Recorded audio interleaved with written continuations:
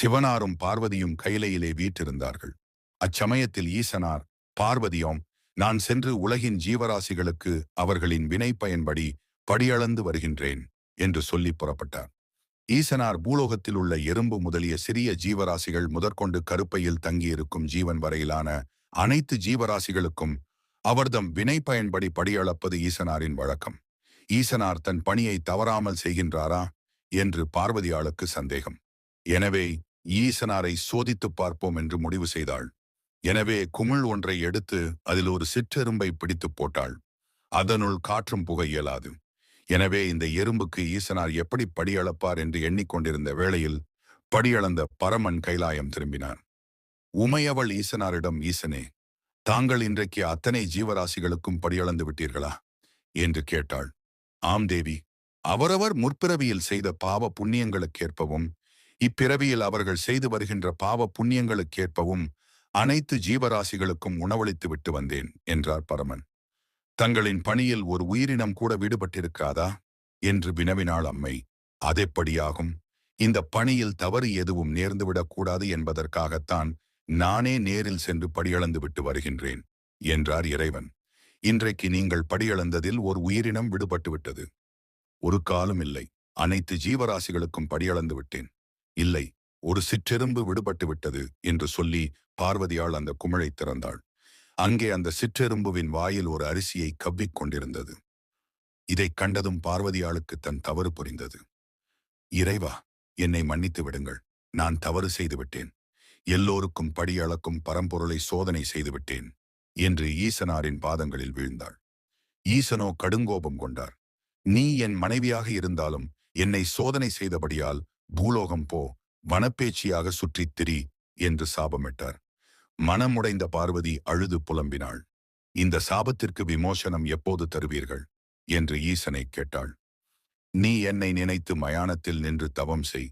உரிய காலத்தில் யாமே வந்து உன்னை மீட்போம் என்று சொல்லி பார்வதியாளை பூலோகம் அனுப்பினார். மயான பூமியில் அம்மை பேச்சியம்மனாக அமர்ந்தாள். மனம் ஒன்று ஈசனை எண்ணி தவம் புரிந்தாள். அம்மையின் தவத்தைக் கண்ட ஈசன் இறங்கினார். அம்மை முன் தோன்றினார். அவள் சாபத்தை நீக்கினார்.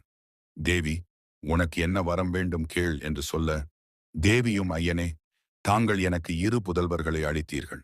அவர்களும் தங்கள் வயது வந்த பின்னே என்னை விட்டு போய்விட்டார்கள். தாங்களும் படி அளக்கிறேன் என்று சொல்லி என்னை தனியே விட்டு போய்விடுகின்றீர்கள். எனவே எனக்கு ஓர் ஆண் குழந்தை வேண்டும், இப்பொழுதே வேண்டும் என்று வேண்டினாள். ஈசனாரும், தேவி, பாரங்கே, மயானத்தில் பிணம் எரிகின்றதல்லவா? அப்பிணம் கொடுஞ்சுடராக எரிகையில் நீ அங்கே நின்று என்னை நினைத்து உன் முந்தானையை ஏந்து. உனக்கு ஓர் ஆண் குழந்தை பிறக்கும். நீ குழந்தையை எடுத்துக்கொண்டு கைலாயம் வந்து சேர்வாயாக என்று சொல்லி மறைந்து விட்டாள். பேச்சியம்மனும் அதைப்போல் பிணம் ஒன்று கொடுஞ்சுடராக எரியும் வேளையில் அருகில் சென்று தன் முந்தானையை ஏந்த அவள் மடியில் சுடலை முத்துக்கள் தெரித்து விழுந்தன. அவை உறுப்புகள் ஏதுமற்ற ஓர் சதை பிண்டமாக பேச்சியம்மாளின் மடியில் இணைந்தன. பிண்டத்திற்கு உயிர் உள்ளது, ஆனால் எந்த உறுப்புகளும் இல்லையே என்று கலங்கிய பேச்சி மீண்டும் ஈசனை நினைத்து அழுதாள். பிள்ளை வரங்கேற்ற எனக்கு இந்த முண்டத்தை தந்துவிட்டீர்களே என்று புலம்ப ஈசனார் தோன்றி அப்பிண்டத்திற்கு உறுப்புகளை அளித்து அழகியதோர் ஆண் குழந்தையாக மாற்றி அம்மையிடம் தந்தருளினார். அம்மையும் பிறந்த அந்த குழந்தைக்கு சுடலை முத்துக்களால் பிறந்ததால் சுடலை மாடன் என்றும் பெயர் கொடுத்தாள். பின்னர் அம்மையானத்திலேயே பிள்ளைக்கு அமுது ஊட்டினாள். பிறகு தன் குழந்தையை எடுத்துக்கொண்டு கைலாயம் வந்து சேர்ந்தாள். அன்னையுடன் கைலாயம் வந்த சுடலை நாளொரு மேனியும் பொழுதொரு வண்ணமுமாக வளர்ந்து வந்தான். அன்னையின் அமுதுண்டு வளர்ந்து வந்த சுடலைக்கு வயிற்றுப்பசி தீரவில்லை. ஓர் நாள் நடுசாமம் பார்வதியாள் சுடலைக்கு அமுதூட்டிவிட்டு படுக்கைக்கு சென்று விட்டாள். நடுசாமத்திலே சுடுகாட்டில் பிணம் ஒன்று எரிந்து கொண்டிருந்தது. அந்த வாசனை கைலாயத்தின் தொட்டிலில் படுத்திருந்த குழந்தைக்கு எட்டியது. சுடலை நினைத்தான், நம் அம்மா ஊட்டும் அமுது நமக்கு போதாது, நாம் சென்று எரியும் இப்பிணத்தை தின்று வருவோம் என்று தொட்டிலில் இருந்து இறங்கிய சுடலை சுடுகாடு சென்று எரியும் பிணங்களை தின்றான். அங்கே சுற்றித் திரியும் பேய்களுக்கும் உணவளித்தான். பேய்களோடு பேயாக சுடலை அங்கே நடனமாடினான். தன் தாய் தன்னை தேடும் வேளை வந்தபோது கைலாயம் சென்று தொட்டிலில் குழந்தையாக படுத்துவிட்டான். அதோடு மட்டுமல்ல, பசியில் அழும் குழந்தை போல் சுடலை அழ ஆரம்பித்தான். தன் குழந்தையின் அழுகையை கேட்ட பார்வதியாளும் ஓடி வந்தாள். வந்தவள் குழந்தையை எடுத்து அணைத்தாள். அப்போது குழந்தையின் மேல் பிணவாடை வீசியது. இதைக் கண்ட பார்வதியாள் திகைப்படைந்து அழுதாள். உம்மிடம் குழந்தை வரம் கேட்டால் இப்படி பிணந்தின்னும் பேயை எனக்கு தந்துவிட்டீரே என்று ஈசனாரிடம் கதறினாள். ஈசனாரும் பிணத்தை தின்று வந்துவிட்டதால் சைவமான என் கைலாயத்திற்கு இவன் ஆக மாட்டான். எனவே இவனை பூலோகம் அனுப்பி வைக்க வேண்டும் என்று சொல்லி சுடலையை அழைத்தார். மகனே, நீ பூலோகம் செல்லும் காலம் வந்துவிட்டது.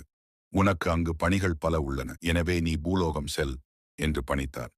தந்தை சிவன் தன்னை கைலாயத்தை விட்டு போ என்று சொன்னவுடன் மகன் சுடலை திகைத்தான்.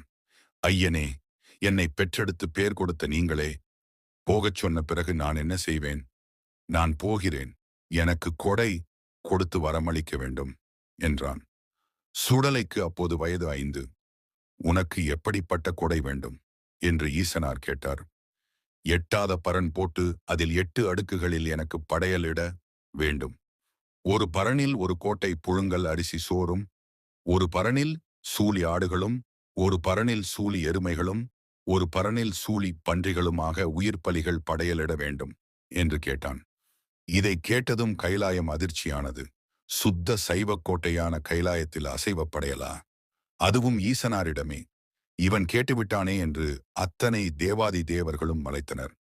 உமையவளுக்கோ தன் பிள்ளை இப்படி பிணந்தின்னி பிள்ளையாகிவிட்டானே என்ற வருத்தம். ஈசனும் இசைந்தார். சைவக்கோட்டையான கைலாயத்தில் அன்று மாடனுக்கு அசைவப் படையல், அதுவும் ஈசனே ஏற்பாடு செய்தது. தேவாதி தேவர்கள் முன்னிலையில் அத்தனை படையல்களையும் ஏற்றான். நடனமாடினான். தேவ மங்கைகளும் நடனமாடினர்.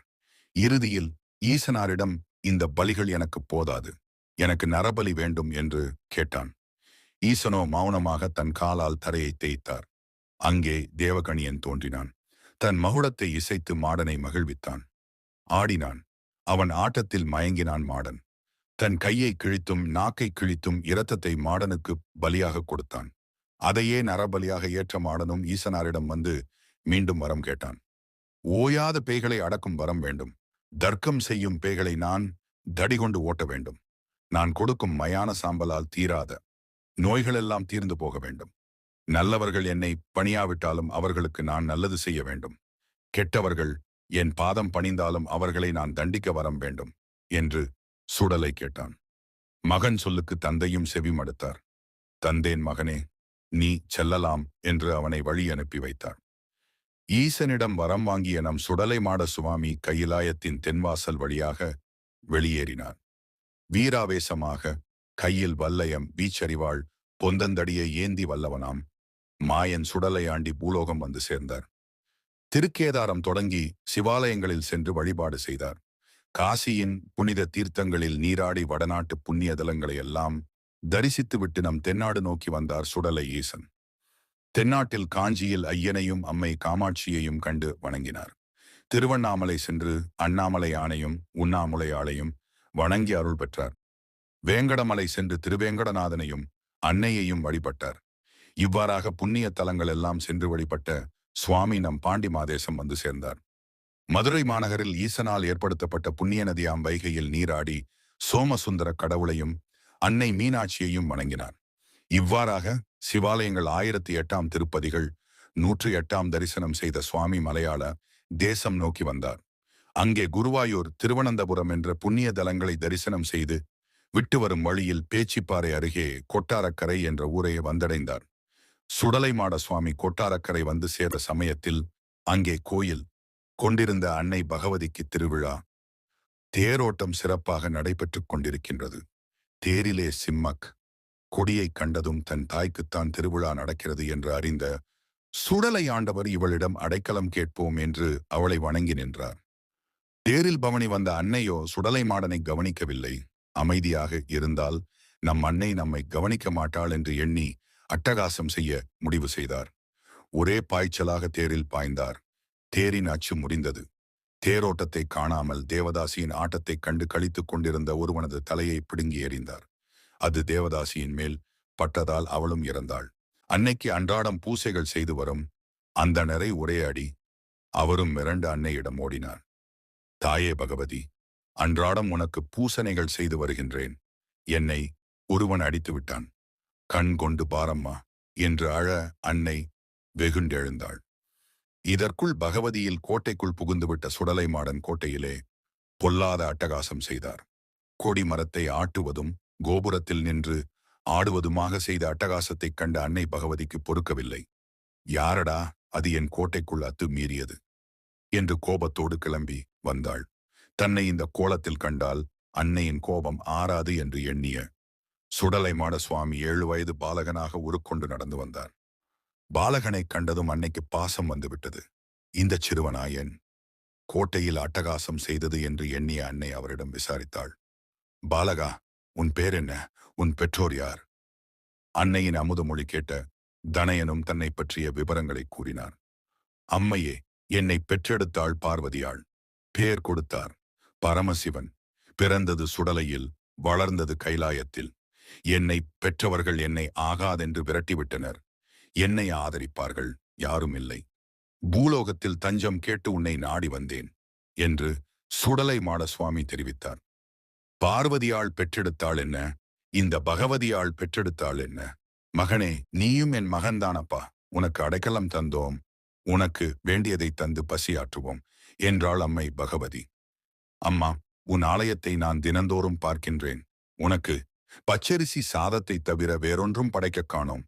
இதை தின்றால் எனக்கு பசி அடங்காது என்றார் சுடலைமாடன். உனக்கு வேறென்ன வேண்டும் கேள் என்று பகவதியாள் கேட்க, ஒரு கோட்டை புழுங்கலரிசியில் சோறு பொங்கி ஒரே படையலாக இட வேண்டும் என்றார் சுடலை. ஈசன் அப்படியே தந்தோம் என்று சொல்லி அன்னையும் சுடலைக்கு படையலிட ஏற்பாடு செய்தாள். மேலும் அவளது ஆலயத்தின் ஈசான மூலையில் உள்ள 7 கடாரம் தங்கத்தை காவல் காக்கும் பொறுப்பையும் சுடலையிடம் ஒப்படைத்தாள். படையலை தின்ற சுவாமிக்கு பசி அடங்கவில்லை. எனவே அன்னையின் ஆலயத்துக்கு வரும் கொடியவர்களை கொன்று தின்ன ஆரம்பித்தார். இதைக் கண்ட பகவதிக்கு பொறுக்கவில்லை. மகனே, இங்கே பார், என்னை நாடி வருவோர் கெட்டோர்கள் என்றாலும் நல்லோர்கள் என்றாலும் அவர்களை காப்பது என் கடமை. நீ அவர்களை வதம் செய்யக்கூடாது என்று எச்சரித்தாள். இதை கேட்ட மாடனோ, அம்மையே, நீ தரும் சைவப் படையல் எனக்கு போதவில்லை. என்ன செய்வது? என்னை படைத்த ஈசன் இப்படி படைத்து விட்டார். நாளையிலிருந்து நான் மயானத்திற்கு வேட்டைக்குச் செல்கின்றேன். செவ்வாய் மற்றும் வெள்ளி இரவுகளில் நான் வேட்டைக்குச் செல்ல அனுமதி கொடுக்க வேண்டும் என்று கேட்டார். அம்மையும் அனுமதி அளித்தாள். இவ்வாறாக மாடன் செவ்வாய் மற்றும் வெள்ளிக்கிழமைகளில் மயான வேட்டைக்குச் செல்வதும் அன்னையின் புதையலுக்கு காவல் இருப்பதுமாக தனது நாட்களை கழித்து வந்தார். அந்த சமயத்தில்தான் இப்படியாக சுடலை மாடன் கொட்டாரக்கரை பகவதியின் ஆலயத்தில் 7 கடாரம் தங்க புதையலுக்கு காவல் இருந்து கொண்டிருந்த சமயத்தில் மலையாள தேசத்திலே நந்தம்புனலூர் என்ற ஊர் இருந்தது. அங்கே காளிப்பெரும்புலையன் என்றொருவன் வாழ்ந்து வந்தான். அவன் மாபெரும் மந்திரவாதி. அவனால் ஆகாத செய்கைகளே இல்லையாம். மந்திரத்தால் என்ன வேண்டுமானாலும் செய்திடுவான். அந்த ஊருக்கே அவன்தான் தலைவன். எனவே அவனது வீடு அரண்மனையைப் போன்றிருக்கும். அவனது மனைவி புலக்கொடியாள். இவர்களுக்கு திருமணமாகி பல ஆண்டுகள் ஆகியும் குழந்தைகள் இல்லை. இதனால் மனமுடைந்த புலக்கொடியாள் தன் கணவனிடம் இதை பற்றி வேதனையோடு அழுதாள். அவளை தேற்றிய மந்திரவாதி காளிப்புலையன் அவளை பாதளகண்டி ஈஸ்வரி அம்மன் ஆலயத்தில் சென்று 1 மண்டலம் விரதம் இருந்து அம்மனை வணங்கி வரச் சொன்னான். மனத்தின் பாரத்தோடு புலக்கொடியாளும் தவம் இருந்தாள். அந்த சமயத்தில் ஔவையார் தவமிருந்த வீட்டிலிருந்த ஒரு மாவு உருண்டையை காகம் ஒன்று கவ்வி கொண்டு பறந்து வந்தது. அதே சமயத்தில் கையேந்தி தவமிருந்த புலக்கொடியாளை கடக்கையில் அந்த மாவு உருண்டை அவளது கைகளில் விழுந்தது. இது இறைவனின் அருளாலே விழுந்தது என்று எண்ணிய புலக்கொடியாள் அதை உண்டாள். இல்லம் சென்றாள். அவளும் கருவுற்றாள். 10ஆம் மாதம் அழகிய பெண்மகவை பெற்றெடுத்தாள் புலக்கொடியாள். காளிப்புலையனின் குலதெய்வம் இசக்கியம்மன். எனவே இசக்கியின் பெயரையும் மாவு உருண்டை பிரசாதத்தால் பிறந்த குழந்தையாதலால் மாவின் பெயரையும் இணைத்து மாவிசக்கி என்று தன் குழந்தைக்கு பெயரிட்டான். மாவிசக்கியானவள் சகல கலைகளையும் கற்றுத் தேர்ந்தாள். மிகுந்த அழகுடன் விளங்கினாள்.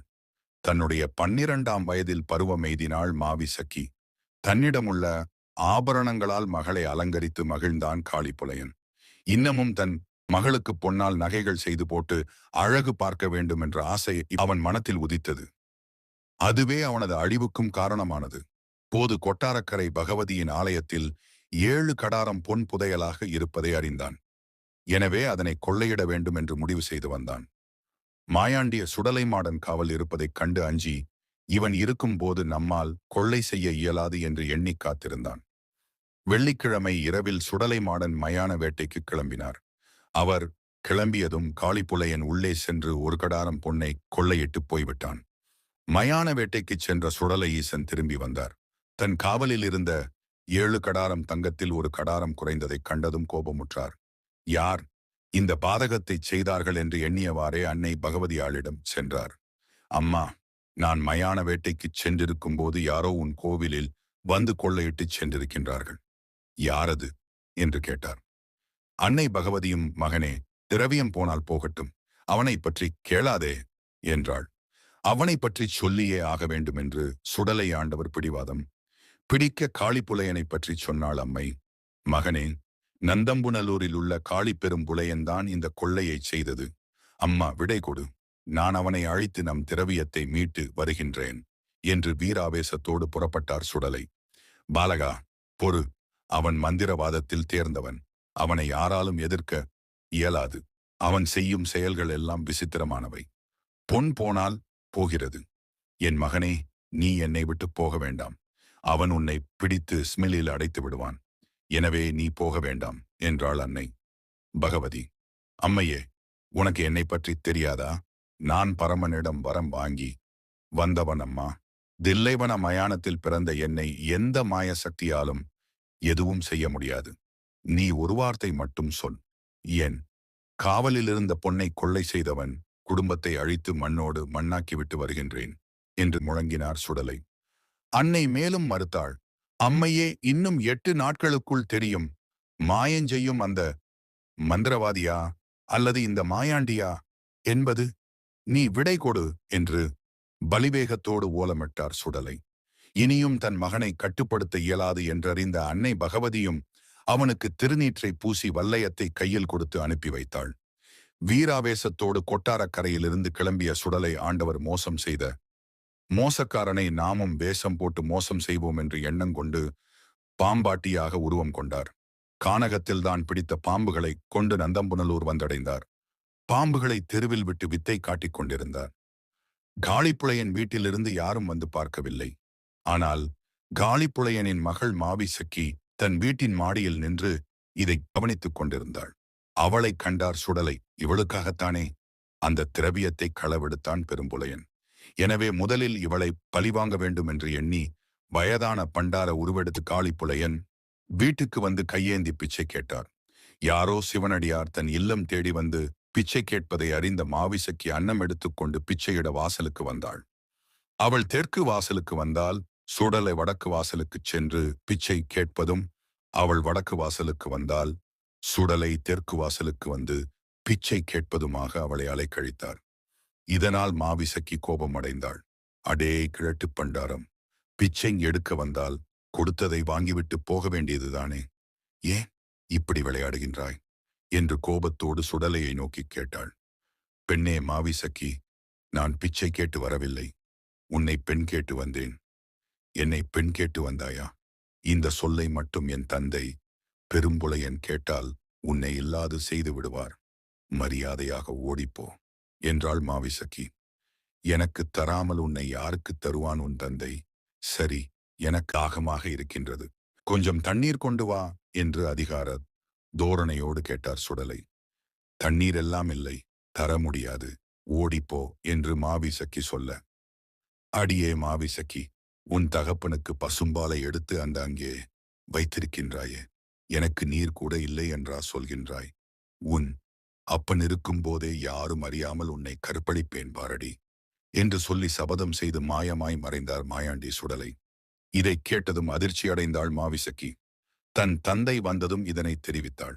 யாரோ ஒரு கிழட்டு பண்டாரம் தன் வாசலில் பிச்சை கேட்டு வந்து பின்னர் தன் மகளை கற்பழிக்க நாள் குறித்ததை எண்ணி வேதனையில் ஆழ்ந்தான் காளி பெரும்புலையன்.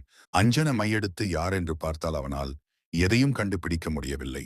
மாந்திரீகத்தில் பெரியவன் என்று பெயரெடுத்த என்னையே ஒருவன் ஏமாற்றுகிறான் என்றால் நாம் எச்சரிக்கையாக இருக்க வேண்டும் என்று முடிவு செய்து மாவிசக்கிக்கு மந்திரக்காவல் அமைத்தான். 7 அறைகளை அடுக்கடுக்காக அமைத்து நடுவரையிலே பெண்ணை அமரச் செய்தான். யாரும் அதனை நெருங்க இயலாத வண்ணம் தன் மாந்திரீகத்தால் வளைய அமைத்தான். ஆனாம் நம் சுடலைமாட சாமியை எந்த காவல்தான் தடுத்து நிறுத்தும்? இரவிலே எறும்பு உருக்கொண்டு மாவிசக்கியின் அறையை அடைந்தார் சுடலைமாட சாமி. அவள் அறியாமலேயே அவளை கற்பழித்தார். வந்த சுவடு இல்லாமல் வெளியேறினான்.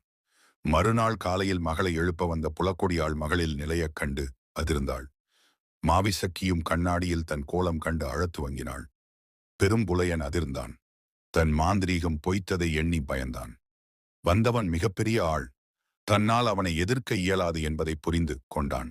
ஆயினும் அவன் மனத்தில் வந்தவன் யார் என்ற கேள்வி எழுந்து கொண்டே இருந்தது. மை போட்டு பார்த்தான். ஏவல் தேவதைகளிடம் கேட்டான்.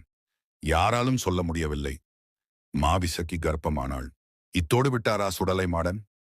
என் அன்னையின் ஆலயத்தில் புகுந்து திருடியவனை குடும்பத்தோடு பழிதீர்ப்பேன் என்று சபதம் செய்தார் இல்லையா?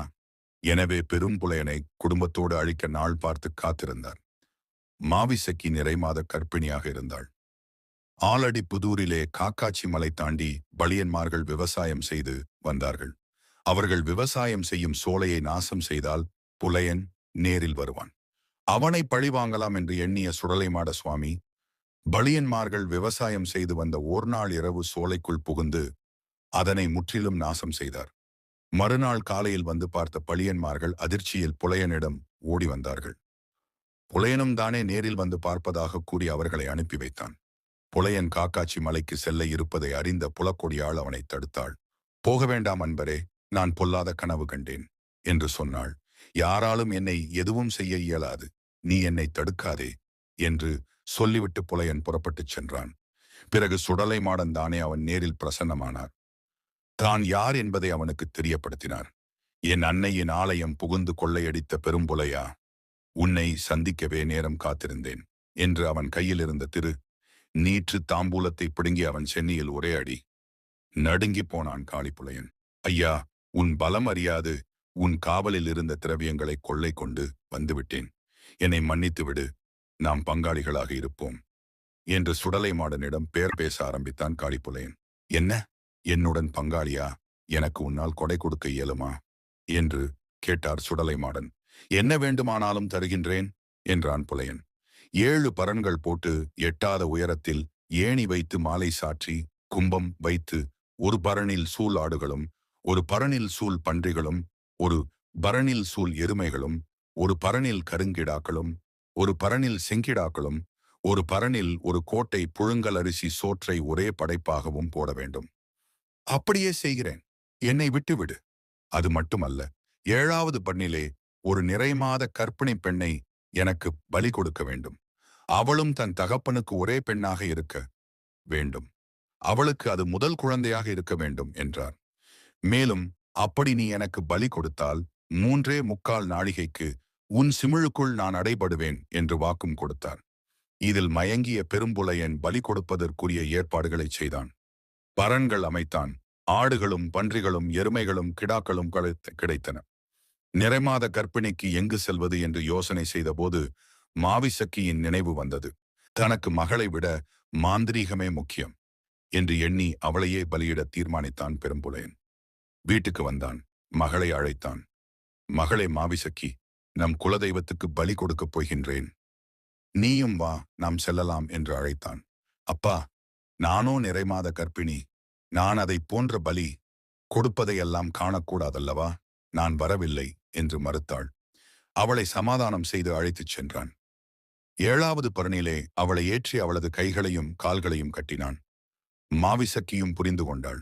அடே சண்டாளா, பெற்ற மகளென்றும் பாராமல் என்னையும் கொலை செய்து பலியிடத் துணிந்து விட்டாயே, நீ உருப்படுவியா? நான் மரித்து 7 நாட்களுக்குள் நீயும் செத்துப் போவாய் என்று சாபமிட்டு அழுதாள். அதையெல்லாம் காதில் வாங்கவில்லை காளிப்புலையன். ஆடுகளையும் எருமைகளையும் பன்றிகளையும் கிடாக்களையும் பலி கொடுத்தான். ஏற்றுக்கொண்டார் சுடலை மாட சுவாமி. ஒரு கோட்டை புழுங்கலரிசி சோற்றையும் ஏற்றார். இறுதியாக தனது மகளையும் நெஞ்சை கிழித்து பலி கொடுத்தான். அதையும் ஏற்றார். பின்னர் தான் சொன்னது போல் அவனது சிமிழுக்குள் அடைப்பட்டார்.